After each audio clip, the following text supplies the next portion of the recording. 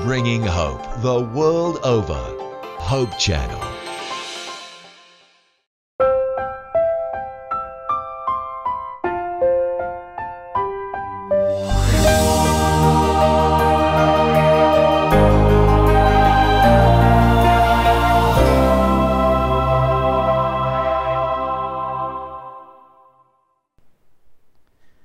Maligayang panonood po sa inyo lahat, mga minamahal po namin mga kaibigan. Kami po ay nagagalak na muli na tayo po ay nagkasama-sama dito sa programang Ang Oras ng Pag-aaral. Kami po ay naniniwala na kalooban ng Diyos na tayo nagkasama-sama sa sandaling ito sapagkat sa pamamagitan ng ating pag-aaral ng Kanyang salita ay tayo po ay lalong magkakaroon ng malapit na relasyon sa Kanya. Ako pong muli ang inyong lingkod, Pastor Ben Casimiro. At dito po sa ating programa ay muli natin makakasama si Pastor Reuel Almocera. Welcome po, Dr. Almocera. Thank you, Pastor. Welcome din sa inyo lahat dyan sa ating pag-aral ngayon. Sa nakaraang leksyon po ay ating pong pinag-aralan ng may kinalaman sa araw ng pagtubos. At ating pong nakita na ito isang special na araw sa mga Israelita sa panahon ng Lumang Tipan sapagkat ito yung sandali talagang kanilang ibinubuhos ang kanilang pag-iisip, ang kanilang puso, ang kanilang panahon sa ating Panginoon at gusto nilang tiyakin na sila ay mayroong maayos na relasyon sa Diyos at napatawad ang kanilang mga kasalanan. Ngayon naman po idadako tayo sa ating ikapitong leksyon na pinamagatang Si Kristo ang ating handog. Sa leksyong ito ay ating maunawaan ang hindi masayod na pagmamahal at kabutihan ng Diyos na Kanyang ginawa para sa ating mga makasalanan. Sa pamamagitan ng ating pag-aaral ngayon ay makikita natin kung paanong tayo dapat lamang na maging magpagpasalamat sa Kanya sapagkat ginawa niya ang lahat para sa ating kapakanan upang kung magkagayon hindi tayo mapahamak kundi ang tayo pumasok sa buhay na walang hanggan.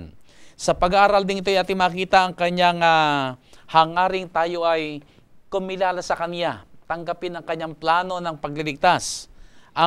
Tayo ay maakay sa pagpupuri sa Kanya at hangarin natin tayo ay maglingkod din sa Kanya ng tapat, kagaya niya na tapat na naglingkod sa bawat isa atin.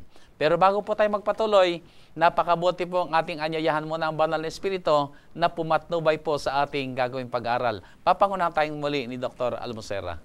Shall we pray? Kind loving Heavenly Father, what a privilege it is for us to be able to know you, to be able to accept your plan of salvation for us. Heavenly Father, you have given everything for us because Jesus Christ is everything, your only Son, your unique Son.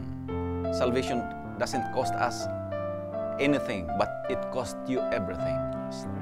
But we are happy that you have given this to us and help us to be able to accept this wholeheartedly.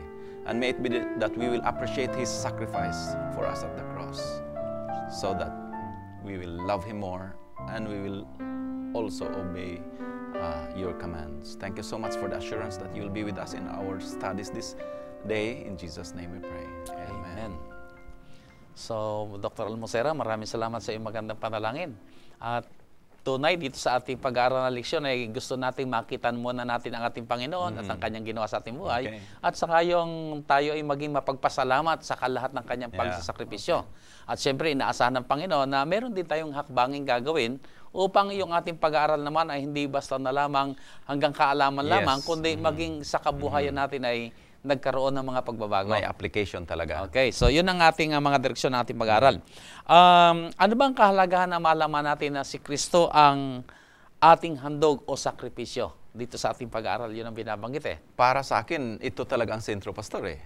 Ito ang good news. The good news is na mamamatay sana tayo pero hindi na tayo mamamatay kasi siya na ang naging kabayaran ng ating kasalanan. Okay. Siya ang sacrifice, siya ang handog. Okay, sa Tagalog kasi binanggit yung salitang handog. Pero sa English, actually, ang title natin dito ay siya yung sacrifice na Jesus as the sacrifice. Ano bang pagkakaiba nitong handog at saka sacrifice? Kasi sa Tagalog, ginagamit lang natin handog eh, pareho eh. Yung sacrifice is more costly siguro kaysa handog. May narinig akong, siguro narinig nyo rin dyan, yung mga, isang anecdote ba, na yung chicken at saka yung baboy daw nag-usap. Ayun, ang tawag nila doon, chick boy. Chick boy. Chicken parang, at saka yung baboy. Nagpaunahan sila kung sino talagang nakakontribute much Aha. Sabi ng chicken, every morning ako, talagang may contribution ako, pinapakain sa mga tao yung omelette ba? Yung egg. Egg. Sabi naman ng baboy, mas malaki yung aking contribution. Kasi talagang may ham dyan, ano? Ako namamatay talaga. Ang sa iyo ay part lang yun sa iyo. Parang... Hinahandog mo yan. Pero sa akin ay sacrifice na yun. Namamatay talaga ako parang makakain yung mga tao. And it seems to me that this gives us a good idea of sacrifice and handog.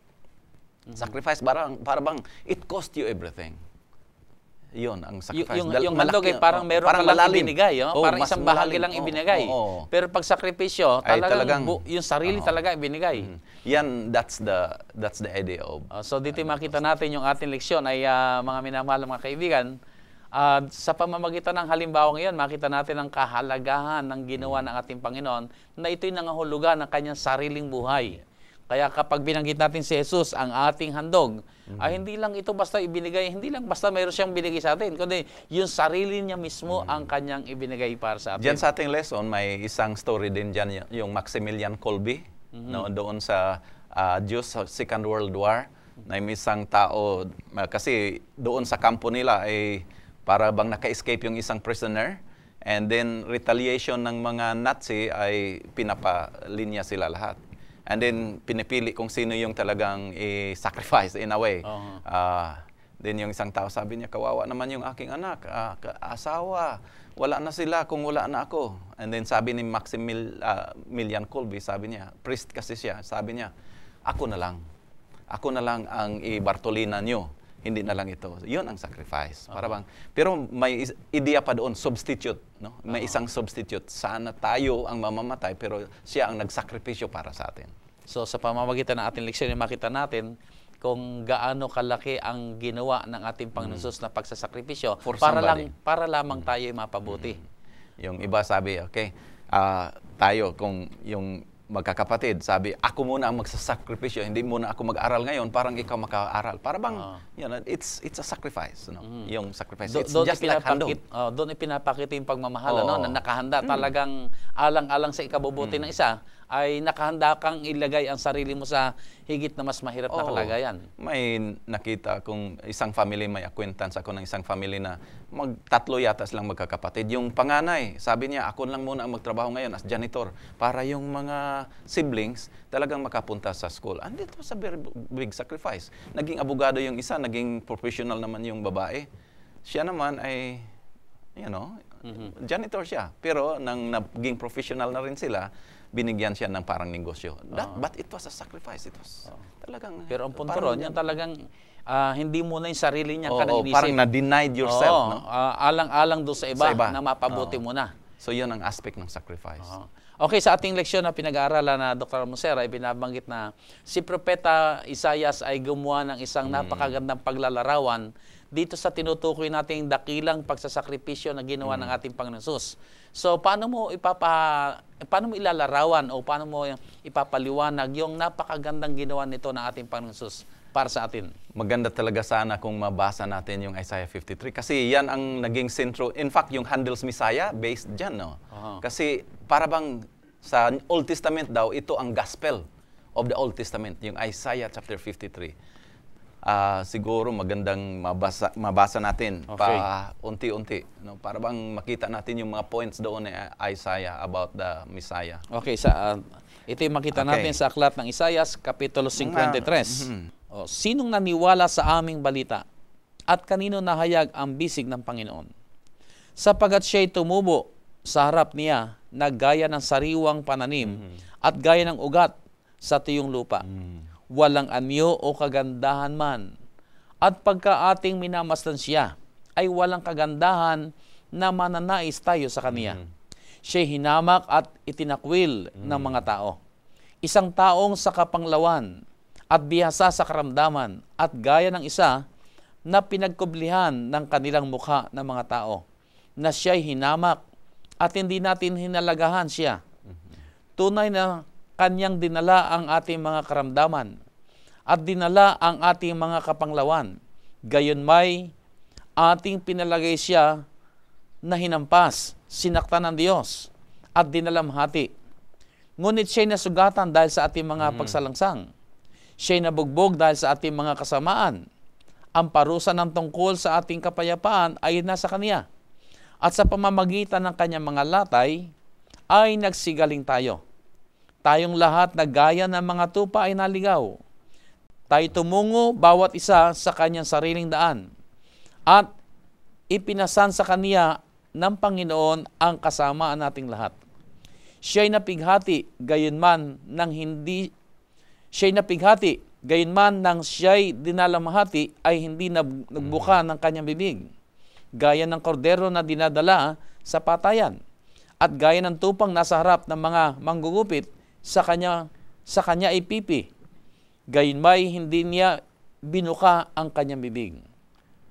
Sa pamamagitan ng kapigatian at kahatulan ay dinala siya. At tungkol sa kaniyang lahi, sino sa kanila ang gumonita? Okay, maski hindi pa natin ipatuloy muna. Nakita mo, ito ay future pa yan, di ba? Si Isaiah kasi, he was prophesying about the future ng Messiah. Ng Mesias. Pero kung tingnan natin ngayon, as Christians, lahat yan ay nangyari. No? Kasi we are looking back na ngayon. So, lahat talaga yan nangyari kay Jesus. So, he was really the focus sa Isaiah chapter 53. Yung death niya sa cross. So dito makita natin yung mga sakripisyo na kanyang ginawa. Oo. Para bang exactly as it was described by Isaiah nangyari. You know? He was bruised for our sins. Hindi natin siya napansin. And he suffered really for us. Ang ganda ng, para bang graphic masyado yung pagka-describe. Iwan ko kung gusto mo pang ituloy yan. But it gives us a lot of lessons. Siguro mention natin. So ang mahalaga dito, nakita natin na si Propeta Isaias ay nagpahayag na ang Mesiyas ay gagawa ng malaking pagsasakripisyo. Okay. At yung sakripisyong yun, hindi lang basta yung naglingkod, kundi yung sarili niyang buhay. Hindi lang basta sa sinaktan, kundi yung kanyang buhay ay kanyang ibinigay hanggang kamatayan. Iwan ko kung ilang bisis ko na narinig yung Handel's Messiah. Pero every time na marinig natin yan, para bang you are brought to heaven. No? Kasi na-focus yan dyan eh. Ang sacrifice na Jesus. Ang isang dinidiin talaga doon ay yung hallelujah na lalo na yung hallelujah. No? Yung hallelujah chorus at the end. Ang ganda. Ang isang kaisipan dito siguro ay habang lumalaki ang pagsasakripisyo mo, lalo namang nakikita yung kagandahan ng iyong kalooban. At ito'y nakita natin sa ating Panginoong Hesus. So kung tayo man ay gagawa ng mga pagtulong, gagawa man tayo ng pagmamalasakit, gawin natin yung pinakamabuti. Dahil doon lalo tigit naluluwalhati rin ang ating Panginoon. Kasi yung response ba natin? Yung response. Kasi He died for us, lalo tayo mga Pilipino may mga utang na loob, no? Kasi He did this for us, then we ought to do something even greater because of this sacrifice. Maraming tayong mga lessons dyan. Banggitin natin yung unti-unti. First is, He suffered for others. Yan.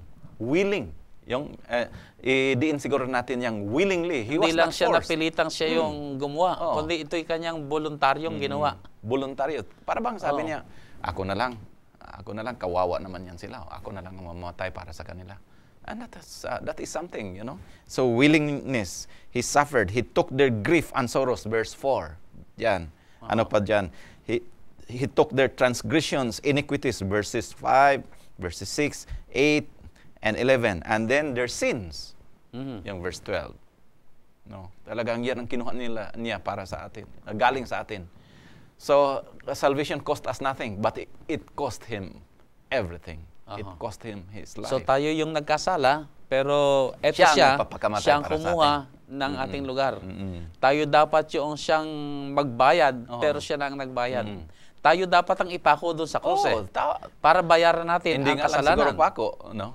Kasi talagang ang ginawa natin ay sabi na nga doon, kalunos-lunos. Parang very deep, very dark.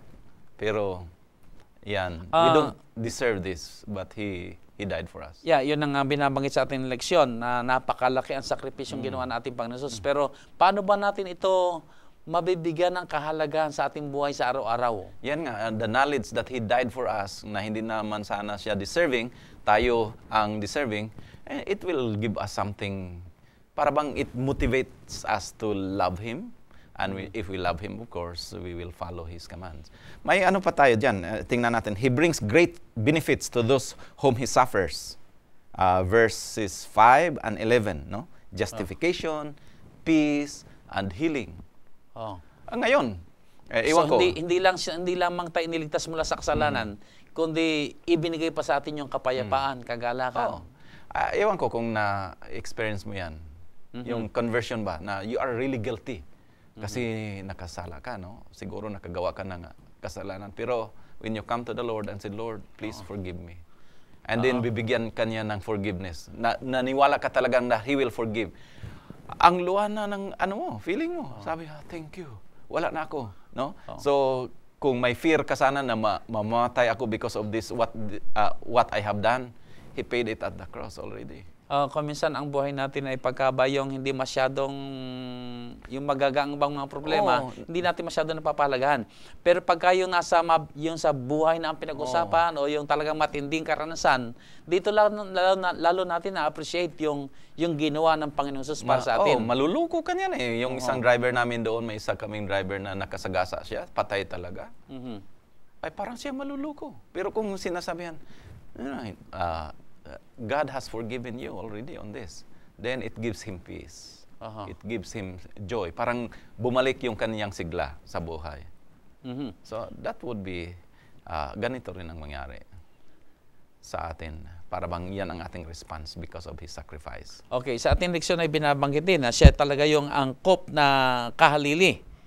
Na paano mo ipapaliwanag na talagang siya yung naging angkop na kahalili? Angkop means... Hindi kaya maaari na magkaroon pang ng iba na gagawa nito maliban sa kanya? Means complete.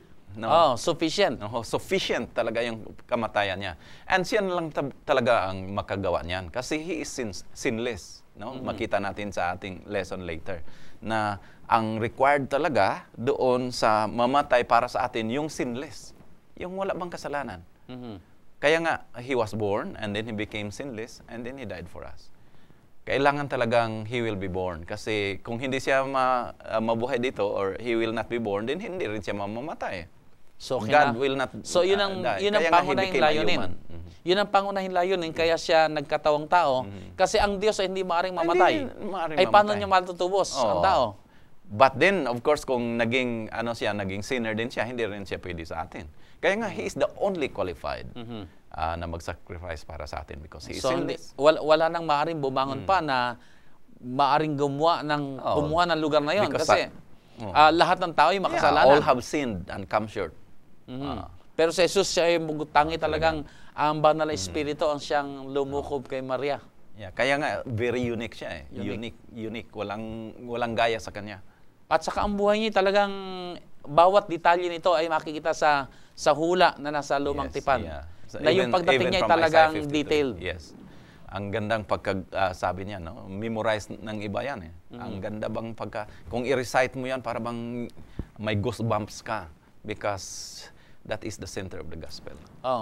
May magawa pa siya sa atin. Jesus is our righteousness. So makasalanan tayo, pero hindi lang that we are forgiven, that we are considered righteous. Diyan sa verse 11. So yan, He was guilt offering, atoning sacrifice. Atoning sacrifice for us. Yung atonement means reconciliation, no? Atonement. That is, ibig sabihin yung kanyang pagsasakripisyong ginawa ay sa layuning ibalik yung ating nasirang relasyon sa Diyos. Relasyon ng Panginoon. May pagkipagkasundo tayong muli sa Diyos. Maganda yung analogy ba ng He is the bridge, no? Kasi pag God siya at saka human din. So talagang He is the perfect bridge para ma-connect na natin ulit because of the sin, chasm. Yung chasm ba na nagawa because of sin. But He can reconcile us. Nangyari yun sapagkat kaya niyang abutin ng tao sapagkat siya ay isang ganap na tao. At kaya niya rin i-representa ang Diyos dahil siya rin ay isa ring Diyos. Mystery yan eh. So, dito nakita natin na hindi pwedeng kung sino lamang ang gagawa ng pagsakripisyo at gagawa ng pagliligtas. Kinakailangan siya isang ganap na Diyos para ma-represent niya ang Diyos at kailangan siya isang ganap din na tao para ma-represent niya ang tao. At ang sabi nga ay, paano maunawaan ng Diyos ang tao kung hindi naman siya naging kagaya na tao? Yan ang ideya ng incarnation or yan ang ideya ng Emmanuel. In fact, dito sa ating lesson, the whole lesson natin sa sanctuary is God is an Emmanuel. He wants to dwell with us. God is trying to dwell with us dito sa ating lesson sa sanctuary. Okay. So binanggit mo yung katuwiran kanina na siya yung righteousness. Paano may papaluanag yun? Na may kinalaman sa kanyang sakripisyo na ginawa. Kasi kung may judgment sin tayo later, no? Dito sa ating mga lessons in the future, may judgment sin tayo. So parang akusado kasi tayo Akusado tayo. And then He will be their advocate na parang ilagay niya sa atin ang righteousness. Yung tinatawag nila ba sa mga theologians, imputed righteousness. That means we will be considered righteous on His account. On His account na talagang because He is righteous, then we will be covered by His robe of righteousness, then we will be considered righteous. So, para bagang tayo pinaharap sa isang hukuman na merong akusasyon na tayo talaga ay maraming ebidensya na dapat tayong hatulan at dapat tayo magbayad ng ating kasalanan, pero pumasok ang ating Panginoon Hesus. Yan, para bang doon sa judgment seat, sasabihin ni Satanas, ito, makasalanan ito. Itong nagawa niya, gawa dyan. Siguro maraming ebidensya. Lalo na kung may CCTV, iwan ko kung ano yung nagawa natin maski sa ating silid, no? And talagang siguro we will be bowing down. But then, He will stand up and say, wala na yan. Nabayaran ko na yan. It was the cross and He accepted me. Wala na yung kwenta. He will be considered righteous by the judge. Ang ganda talaga ng gospel. Yun ang binabanggit na pagsasakripisyo na ginawa ni Kristo. Na tayo dapat magbayad sa atin lahat ng mga kasalanan ginawa. Pero ito'y kinuha na niya We sa deserve atin. it. We deserve death. Pero kinuha na niya sa atin yan. And that's the gospel. That's the good news. That's really the good news. And that is why blood is involved. Kasi kailangang may mamatay. The wages of sin is death and blood is there. Okay, nabanggit mo yung dugo. Sa ating leksyon, binabanggit din na ang dugo ay nariyan. Magmula pa sa panahon ni Adan at Eva, ay binabanggit ng dugo na nakaugnay sa paghahandog o pagsasakripisyo. So, ano ba nakapaloob sa dugong ito na napakahalaga na ating dapat Kasi maunawaan? kung tingnan natin yung mga sacrificial system maski from Adam and Eve, no? Yung nagkasala sila. Binigyan sila ng coat ng animal skin.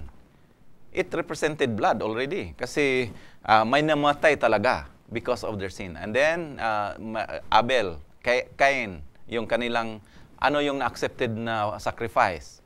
Yung kay Abel talaga, no? Kasi may blood doon So blood, para bang sabi nga natin, may problema tayo. Parang ang Panginoon ay bloodthirsty, At ito nga yung sinasabi ng iba na bakit ba itong kung pag-aaralan ang Biblia ang Diyos ay para bagang masyadong malupit na dugo at pagpatay sa mga hayop. Lalo tigit yung mga maibigin sa hayop. Ay hindi nila maatin na tingnan na ang hayop ay pinapatay ng gano'n na lamang na pangkaraniwang sa sanktuaryo ay sunod-sunod ang mga pinapatay. Kaya nga sa ating mga previous lessons, sin costs. Talagang sin will cost death. Kasi the wages of sin is death. And that is because God is a God of justice. No? Para bang, so kung sasabihin ni Satanas, ikaw pala, ano lang ka lang pala, you are very light on sin. No. Sin will demand death. Okay, so yun ang pangunahing dahilan, kaya talagang kailangan may dugong bumuhos. Kasi kung wala ang pagbuhos ng dugo, ay walang kapatawaran. At kailangan makita natin kung gaano kalupit ang ginawa ng kasalanan, na ito'y nangangahulugan ng kamatayan. Kaya nga sabi ng mga theologian, at the cross, justice and mercy kissed each other. Kasi doon sa cross, it was demonstrated that God is love, but in the cross, it was also a demonstration that He is a God of justice. Babayaran talaga yung kasalanan. And that is why blood is, yung talaga, galing sa Genesis, nandoon talaga yung blood. And Christ is the ultimate sacrifice. Kaya ngayon, wala na tayong mga sacrificial system. Because Christ already died for us. Siya na ang namatay para sa atin. He already died for us at the cross. Ginawa na niya yan sa cross. And once and for all. Yung idea na once and for all. He was the ultimate sacrifice. Once and for all for us. Ibig sabihin nito ay kung ako'y nagkasala ngayon, inihingi ko ng patawad, siya'y namatay para sa Yes. aking kasalanan. Pero kung ako'y magkakasala pa bukas, Oo. sapat na yung kanyang ginawang sakripisyong yon. Hindi kinakailangang paulit-ulit na siya'y isakripisyo. Yeah, sabi nga ng ating director kanina, yung tanong siya dyan, sabi, kung magkasala ako bukas, covered na ba yan? It covers. Covers yung ano mo kasalanan. Pero you have to do something, yung 1 John 1:9, ano. Yeah, we have to go back. Pero ang punto rito, Punta tayo dyan. sa gawain sa lumang tipan kasi, pagka nagkasala ka, paulit-ulit ka bumabalik, nagdadala ng mga handog, nagdadala ng mga tupang pinapatay. Pero alam natin, ang tupang yun ay sumasagisag sa ating Panginoong Sus. Pero ang ating Panginoong Sus, hindi pwedeng lagi mong ibabayubay sa cross. Kundi ito'y minsan na lamang.Ito'y binabanggit mo na once and for all. Once and for Sapat yon sa lahat ng kasalanan, sa lahat ng panahon. Anong mga epekto niyan? No? So it brings us redemption. Okay? It provides us with cleansing from sin. Yung blood also, of course. Paano ba natin nasabi na ang dugo ay naglilinis? Kasi alam naman natin ang dugo ay parang magmamansya nga sa paano in pa tayo hugasan yan? Doon sa sanctuary service makita natin, kung tingnan natin, may labor din dyan, no? Yung water, which is also representing Christ. So that is a cleansing blood. Marami tayong mga songs na cleansing blood, no? That washes our sins. So liquid kasi din yan pero yan nga, kung parang ang kanyang analogy ba hindi masyado appropriate kasi siguro mabaho nga dyan, you know. But that requires blood. Cleansing really requires blood. Yung cleansing from our sins. Marahil lang kaisipan ng dugo ay yan ay buhay. Buhay din ang panlinis. Yes, that's true.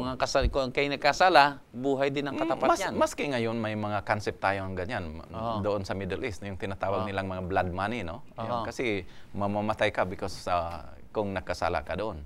Then minsan may mga sacrifice na in behalf or in lieu o mamatay yung tao, may mga tinatawag nilang blood money. So there is always blood. Ano pang nangyari dyan? He will also provide us forgiveness. Forgiveness from our sins. Sanctification. And then later on, of course, we will also be assured Paano of ang dugo ay resurrection. gumagawa ng pagpapabanal? Alam natin, kapag ka nagkasala ka, dugo ang iyong, sabi nga kung dugo ang iyong kinuha, dugo rin ang kabayaran. Ito yung may kinalaman sa pagliligtas. Pero yung may kinalaman sa pagpapabanal o pagpapakabanal, paano nauugnay ang dugo? Yung tinutukoy mo yung maintenance, yung tinatawag nilang sanctification. No? Kasi may justification, may sanctification. Kaya nga, kung pupunta tayo doon sa sanctuary, itong the holy place, yan, may mga maintenance yan dyan. Yung may prayer sa incense, may candlestick that represents the Holy Spirit. And then there is also the Word of God that will help us to be para bang sanctified. No? That will be sanctified. So, but it will only happen kung may mga forgiveness na. Kung may justification na. So there is always that daily. Kailangan nga, sabi ng isang author, Ellen White, no, sabi niya, we have to die in Christ daily. So that will be the effect doon sa Anong ibig sabihin ng die daily? Ibig sabihin, patuloy na pagkilala kay Jesus na siya ang ating kapagligtas. Parang you will be under the shadow of His death all the time. Parang we will be considered righteous, na hindi tayo magkasalanan. Kaya nga nabanggit ko doon sa ating mga previous lessons na dito sa courtyard yung nangyari diyan ay freedom from the consequence of sin, no? Freedom from the condemnation of sin. Dito sa holy place ay freedom from the power of sin. That means yung sin ay wala ng power over you because now you are new in Christ. Yung after baptism, for example, we can say, the things I used to do, I do them no more. Pero on your own strength, wala ka talagang magawa dyan. But it is also with the power of Christ that we will be able to continue without sinning. And then, of course, doon sa most holy place, kung tingnan natin yung parang kanyang analogy, you will be free from the presence of sin. That there will be a judgment. Okay, so napakaganda talaga ng sanktuaryo Epekto. Binanggit natin Panginoon Jesus na ang daan ng kaligtasan ay nasa sanktuaryo. Ibig sabihin ay isang illustration ito. Maunawaan natin ang lubos ng kaligtasan sa pamamagitan ng paglalarawan ng sanktuaryo. Para bang it's a teaching device, yung tawag natin, yung nagsimula tayo ng itong lesson. It's a teaching device, parang graphic masyado. Maunawaan nila. Pero sa ordinaryong tao kasi na nagkasala, Dr. Almosera, ay parang ganito yan. Dito sa ating paglalarawan, kung ako'y makasalanan, nagkasala ko, magdadala ako ng tupa, dadalhin doon sa loob ng sanktuaryo, papatayin, ay ako na makasalanan ngayon, pagkatas ko nang maikumpisal yung kasalanan ko, at pinatay ng tupa, ako'y uwi ng pinatawad na. Pinatawad na. Wala na akong problema, wala na akong kailang gawin. Sabi, tapos na. Of course, yung kasalanan mo nandoon pa rin sa temple kasi hindi ba yan doon. And there will become a time na cleansing doon sa temple. Dito pumapasok, Dok, yung yung sinasabi na iba na, nung si Kristi mamatay sa Kalbaryo, tapos na. Wala na. Hindi na, wala na kinakailangan gawin pa. Sinabi na nga ng ating Panginoon Jesus, tapos na Pero kung titingnan natin ang plano ng Panginoon sa kaligtasan, ay may mga prosesong ginagawa pa siya. Sufficient yun. Sufficient yung pagkamatay niya para sa atin. But that doesn't mean na talagang we are already free to do anything. Kasi parang na-forgiven na tayo. Parang sabi nila ng iba ng once saved, always saved. We will be saved by His grace, of course. Pero we still have obligations. Kung ating tingnan later. Okay, Doc, sa ating leksyon binabanggit na nagdadala ng mga hayop na siyang yung sumasagisag sa ating Panginoon Sus. Ano ba ang mga pamantayan ng hayop naman na dinadala? Pwede ba na kung ano na lang madala mong hayop dito sa sanktuaryo? Pupuntahan natin yung sacrificial system again, yung isang quality talaga, no? Maski anong klaseng sacrifice, ang isang quality talaga sa i-offer ay spotless. Walang kapintasan. Blameless. Walang blemish. Talagang perfect. And that again represents our Lord Jesus Christ. So, ibig sabihin kung ako'y magdadala ng tupa, talagang bubusisiin mo yung tupa. Yan naman. Baka yung tupa ay may mga defect. May ika-ika o baka meron siyang diferensya sa katawan, ay talagang tinitiyak na siya ay yung the best na kalusugan at kalagayan. Siguro, puntahan natin yung mga practical implications minsan sa atin. Yung naghahandog tayo, ang ihahandog natin, yun bang mga... maski yung pera ay para bang yung... Kung ano lang yung madukot. Ano lang yung madukot. Pero maganda talaga yung the perfect sana. Maski yung isang concept dito sa Old Testament, yung tinatawag nilang Nazarene, ang Nazarene ibibigay sa Panginoon, the first talaga, hindi yung last. So siguro kung magbigay tayo ng ikapo, for example, kailan mo, pang ano ba yung ibigay mo? First, second, third, hanggang 10th? So, 1, 2, 3, 4, 5, 6, 7, 8, 9 belongs to me, and then 10th for the Lord? That is not the concept of the Bible. Ang concept is, first belongs to the Lord, then second, third, after the 10th would be mine. So, yun talagang the best. The best mo ang ibigay. That is the sacrifice. Kasi hindi naman sakripisyo masyado yung ibigay mo ay parabang sa... Kasi Bisaya ko, yung tinatawag nilang mumho na lang ba, natitiral na lang. Mga tira na lang. O mga tira na lang. That is not a sacrifice. That is not a sacrifice. Kasi parang it doesn't cost us anything. Pero sacrifice means it cost us really something. So kaya nga yung sacrificial giving na talagang it bleeds ba? Dumudugo ba sa atin?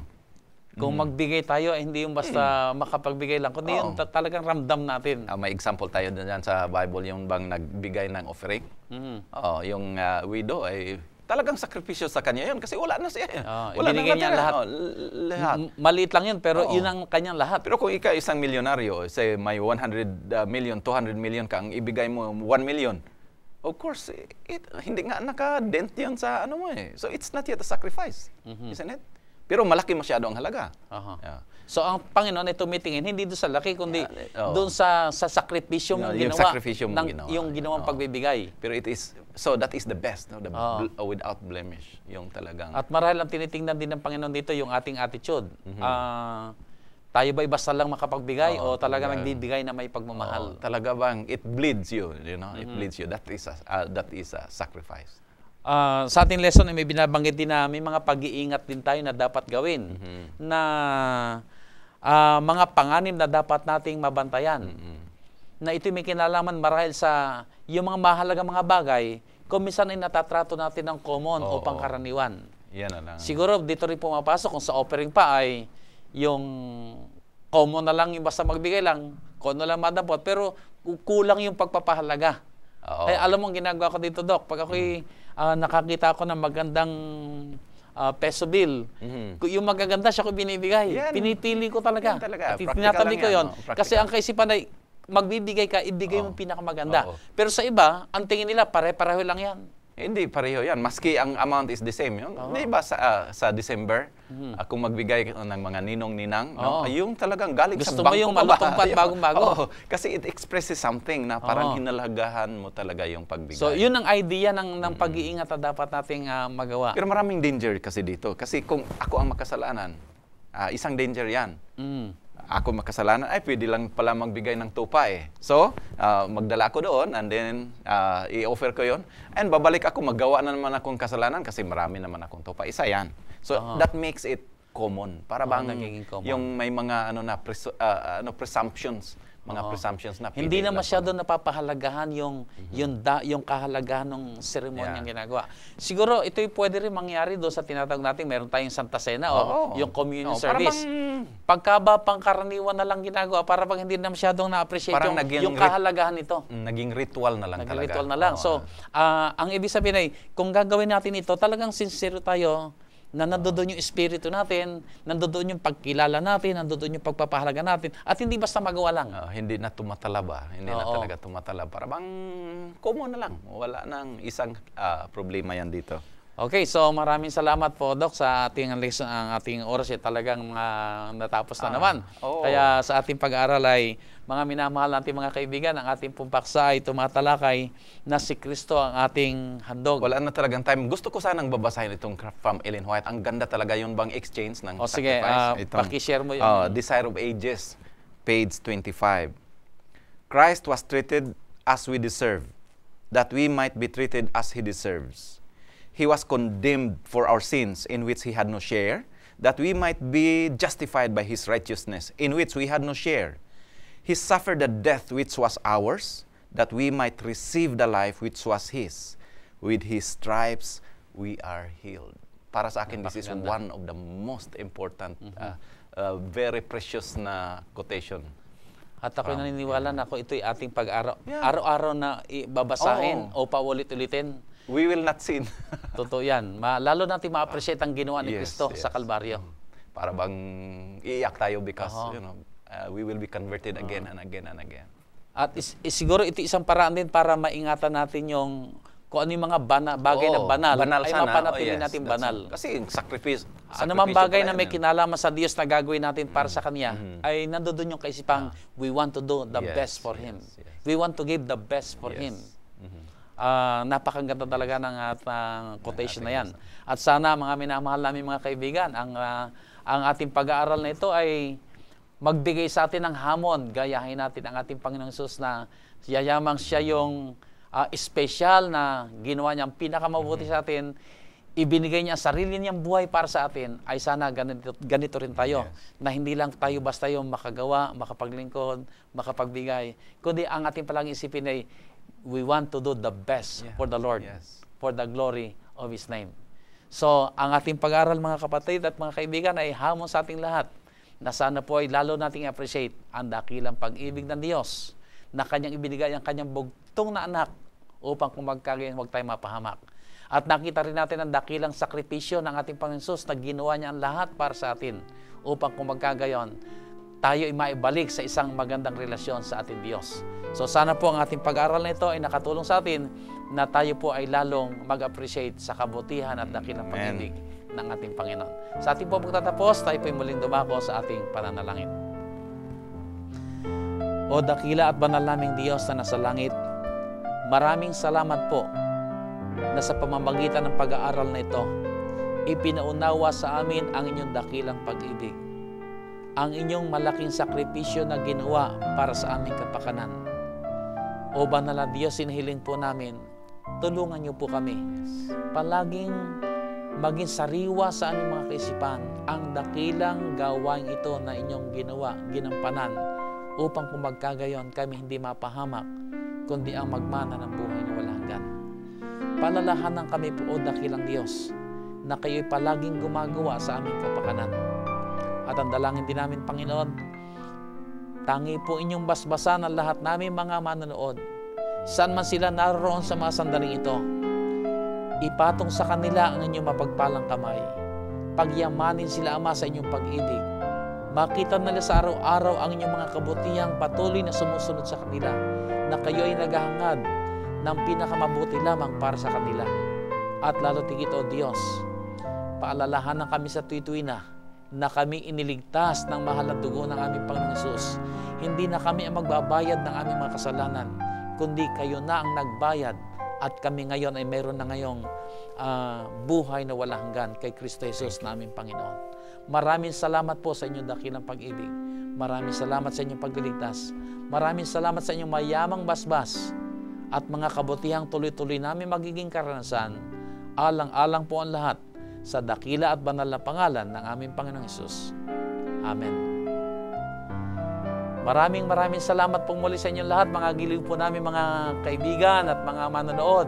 Sana po'y pinagpala kayo sa panahon ng ating ginawang pag-aaral. At muli po ang aming paanyaya, sana po'y sa darating na linggo, sa ganito ring himpilan, sa ganito ring estasyon, tayo po'y magkasama-sama at hayaan po natin managana tayong palagi sa mayamang pag-ibig ng ating Panginoon Diyos. Pagpalain kayong lahat ng ating Panginoon.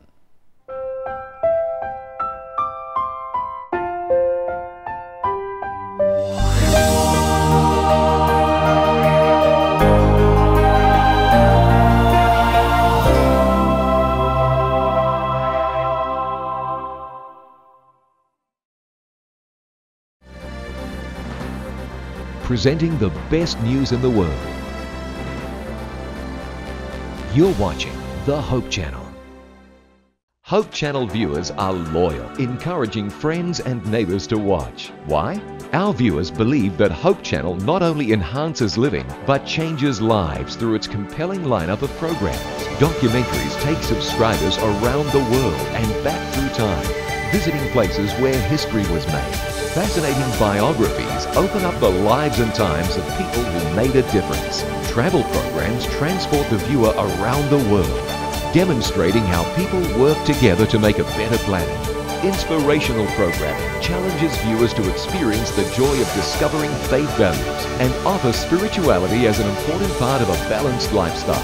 Health and lifestyle programs teach disease prevention and make healthy living simple and attractive. Hope Channel programs provide invaluable support for developing healthy relationships and strong communities. Welcome to donor-supported Hope Channel.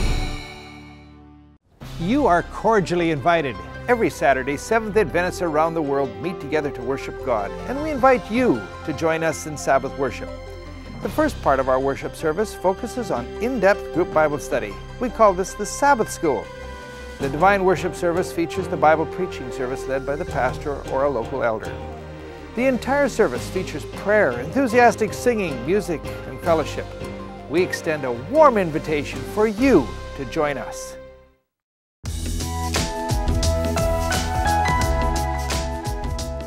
With the high rate of divorce today, many young adults who are dating are wondering if it's worth it to be married. Is it possible to be happy in marriage? Well, one of the challenges of marriage is that oftentimes people are either too negative or too idealistic about their relationship. Marriage can be great, but because no one is perfect, there are no perfect marriages. So couples need to learn that there will be bumpy times as well as great times. And because of that, they need to realize that people will make mistakes.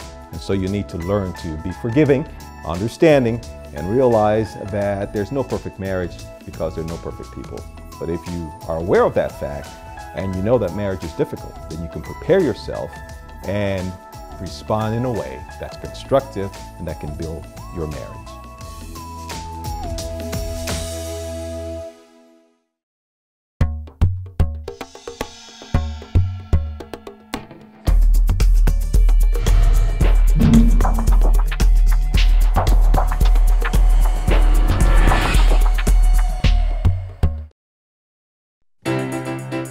From the 7,107 islands of the Philippines comes our sun-kissed warm congratulations to Hope Channel's newest milestone. We are proud to be a part of the Hope Channel team. This is the Lord's work. He will carry us through. And Team Philippines is with you all the way. To the worldwide ministry of the Hope Channel, Mabuhay!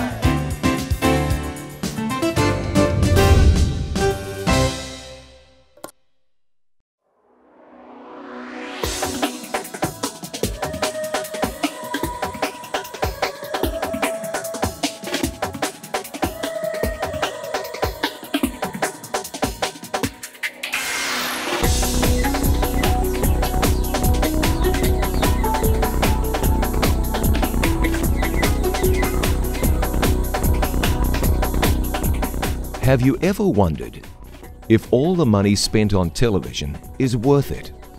How much impact can a television program really have? In the early 1970s, Pastor Henry Feyerabend was invited to work with the Portuguese-speaking community in Toronto, Canada. There were approximately 250,000 Portuguese-speaking people in that city, and at that time, there was no Adventist presence among them. God impressed Pastor Feyerabend to create a television program to reach this group. TV stations at that time did not focus on multicultural programming, and it was nearly impossible to get television airtime. But after much persistence, Pastor Feyerabend met a man that had purchased half an hour on television. Pastor Feyerabend pestered the man over and over again until he was finally offered 5 minutes on each program for the outrageous total of $4,000. I think he gave him that price thinking that Pastor Henry would have walked out the door and said, "This is ludicrous." Henry said, "Where's the contract? Let me sign it." Walks out of the man's office. He's got this $4,000 contract he just signed. He's got 6 members in his church. He says, "You know what, this is ludicrous, this is ridiculous, this is crazy. Where am I gonna get the money to pay for this?" He says, "I better go back and tell this guy I made a huge mistake." But then he stops midway and he says, "But what if this door is being opened by God?" Anyway, he decides to head back to this little Ukrainian church that this Portuguese group was renting a room there. He goes to the mailbox as soon as he arrives at the church, and in the mailbox is a letter addressed to him personally. He thought that was kind of strange. He opens this envelope. Inside is a note from a friend he hadn't seen in 20 years. The gentleman's name was Dr. Edgar Latimer from Massachusetts. A little note in there simply said, "Henry, I thought you might need this. Enclosed is a $1,000 check." By the end of the week, another $3,000 had come in. Now the entire series of telecasts could be completely paid for. Now the focus began on, well, what am I going to do in 5 minutes? I mean, for those of you that do television, you know that 5 minutes on television, that's 140 words a minute, that's 700 words. It's not a lot of time. After much thought and consideration, Pastor Feyerabend decided he would speak on the topic of prayer. Those first 5 minutes were live, and in the 700 words he spoke, he said, "Some people tell me God is dead, but I know He is alive because I just spoke to Him." That resonated with his audience. The program comes to an end. Pastor Henry says, if you're watching this program and you'd like to receive a Portuguese Bible, call the number that appears on the screen right now. And after that telecast, we got 28 requests for Bible studies. Among the 28 callers, there was a very special couple. Well, that couple was my mom and my dad. My mother and father watched that very first program that Pastor Henry put on the air. My mom and dad called for the Bible. My mom and dad accepted the offer to study the Bible. And as a result, 16 people in my family are members of the Seventh-day Adventist Church today. So, are television programs worth all the effort and investment? The answer for this family is clearly yes. Imagine if Pastor Feyerabend did not listen to God's instruction to record a television program. What if the generous donors never sent in the money? This whole story would have been very different. Pastor Bill Santos's family still watch the It Is Written programs. And they watch and they see that their son is now the speaker on that program. You see, because I also speak on the Portuguese program. And so, you know, we have a tremendous opportunity with media and what the Hope Channel does and what the various television ministries do. I mean, God has given us this opportunity to penetrate into millions and millions and millions of homes. And television ministry is the means by which God is proclaiming His truth in these final days. I sincerely believe that with all my heart.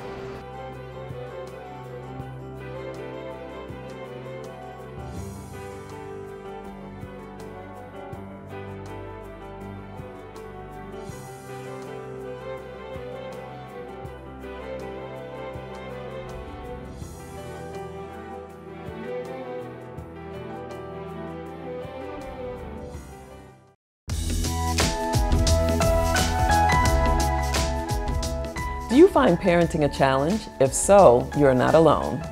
Well, there are three major styles of parenting: authoritarian, permissive, democratic. Authoritarian style of parenting is that kind of parenting where you either reward or punish your children. Parents who parent this way yell, scream, hit, and it's just not a very good way of parenting. It also models for children how to problem solve, and this is how they solve their conflicts. Well, permissive parents oftentimes don't set any boundaries, and so their kids have a lot of freedom but no limits. And what happens with that is that kids have a difficult time functioning in society. So the best option probably is to be a democratic parent where you balance freedom and limits and help your children make wise choices.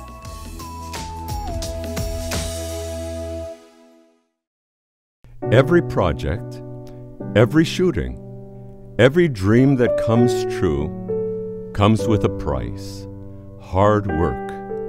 But with every production, every script, every realized dream comes a renewed heart and life. For every broadcast, every sermon, every song, there is an opportunity to reach hearts. All of these are part of the great mission of life: to plant hope. There are multitudes of people around the world, and God wants to speak to everyone individually, to touch their hearts as if there is no other one. Sometimes this is done through a computer with the living Word. Sometimes a simple pamphlet with the Word. At other times, TV, radio, sometimes the Word through a man, but always a heart in need of love.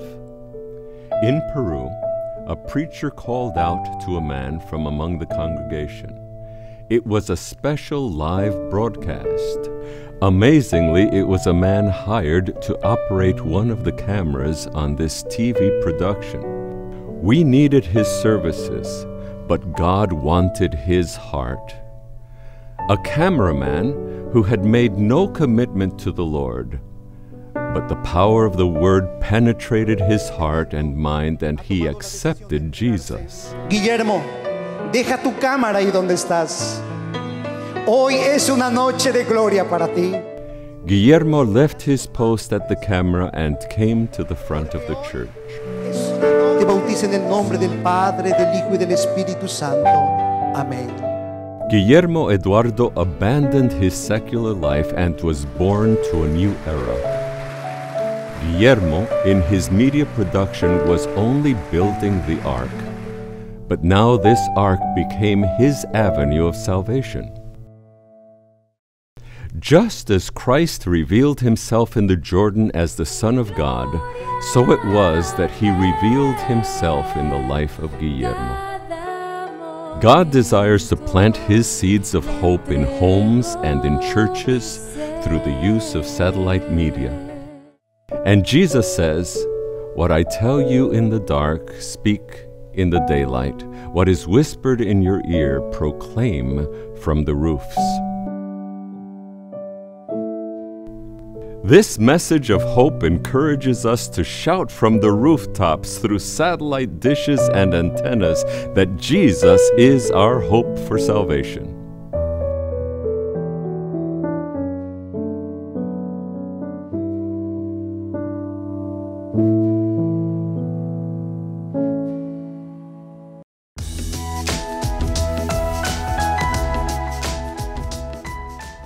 The issue of domestic violence is often approached from the perspective of women, usually men abusing women. But I wonder, Willie, are there cases of men being abused by women?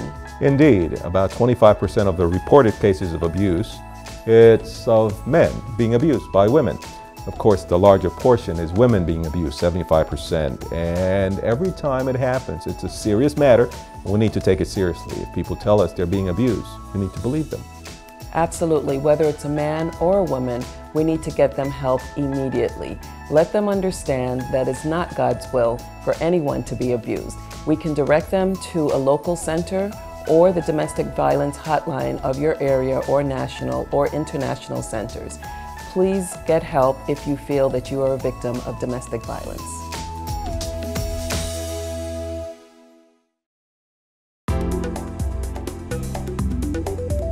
Being held captive by a plant and then killed by it sounds like science fiction. Really? A tobacco plant captures its prey through the stimulation that nicotine supplies and then shackles its victim with the ongoing dependence on this potent drug. Nicotine reaches the brain 7 seconds after inhalation. It is one of the most potent central nervous system drugs, and when compared milligram for milligram, it is 10 times more powerful a mood elevator than heroin, cocaine, or methamphetamine. It works in the pleasure-reward portion of the brain that works with our reasoning and memory. The administration of nicotine causes the sensation of pleasure, the shackles that bind its users. In effect, tobacco use imparts fingertip control over mood and pleasure. But all this is at a price that could cost you your life. Take the step, break the habit. Presenting the best news in the world. You're watching the Hope Channel. Hope Channel viewers are loyal, encouraging friends and neighbors to watch. Why? Our viewers believe that Hope Channel not only enhances living, but changes lives through its compelling lineup of programs. Documentaries take subscribers around the world and back through time, visiting places where history was made. Fascinating biographies open up the lives and times of people who made a difference. Travel programs transport the viewer around the world, demonstrating how people work together to make a better planet. Inspirational programming challenges viewers to experience the joy of discovering faith values and offer spirituality as an important part of a balanced lifestyle. Health and lifestyle programs teach disease prevention and make healthy living simple and attractive. Hope Channel programs provide invaluable support for developing healthy relationships and strong communities. Welcome to donor-supported Hope Channel. You are cordially invited. Every Saturday, Seventh-day Adventists around the world meet together to worship God, and we invite you to join us in Sabbath worship. The first part of our worship service focuses on in-depth group Bible study. We call this the Sabbath School. The Divine Worship service features the Bible preaching service led by the pastor or a local elder. The entire service features prayer, enthusiastic singing, music, and fellowship. We extend a warm invitation for you to join us.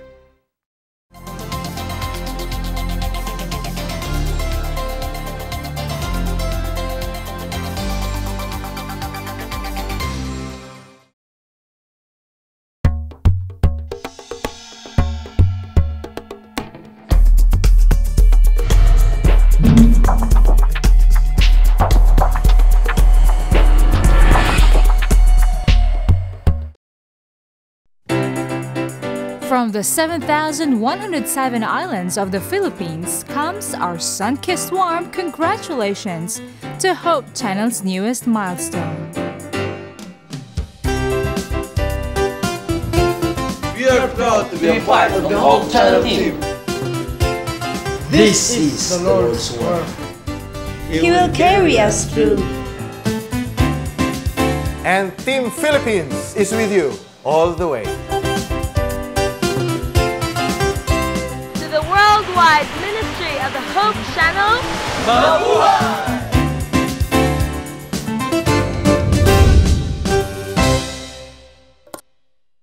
It takes a global network to be in touch with planet Earth's global community. Hope Channel broadcasts everywhere in the world with 10 global channels and is affiliated with more than 50 production studios on 6 continents. Hope Channel provides a diverse cultural programming mix in many of the world's major languages. Hope is more than great television. Welcome to Hope Channel.